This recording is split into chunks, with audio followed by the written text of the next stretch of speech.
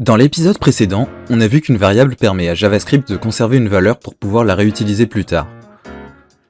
Ici, par exemple, une variable pourrait conserver le score du joueur. Mais conserver le score ne suffit pas. Le jeu doit aussi vérifier si le joueur possède suffisamment de points pour ouvrir cette porte. Si son score est supérieur ou égal à 100, la porte doit s'ouvrir.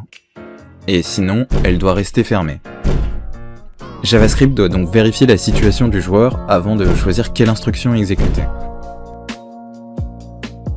Pour demander à JavaScript de vérifier une condition, on peut utiliser le mot-clé if. Dans notre cas, on veut vérifier si le score est supérieur ou égal à 100. On écrit donc cette comparaison entre parenthèses.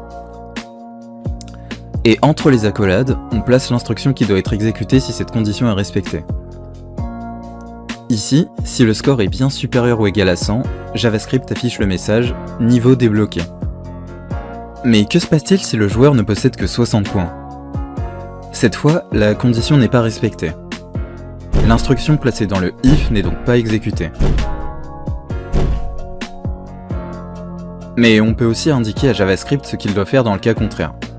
Pour cela, on utilise le mot-clé else, et on afficherait cette fois le message « Score insuffisant ».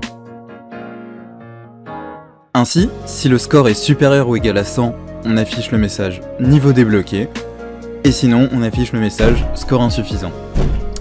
JavaScript ne va donc exécuter qu'une seule de ces deux parties, selon le résultat de la condition. J'espère que cet épisode t'a aidé à comprendre comment fonctionnent les conditions en JavaScript. Pour le moment, nos instructions ne sont exécutées qu'une seule fois.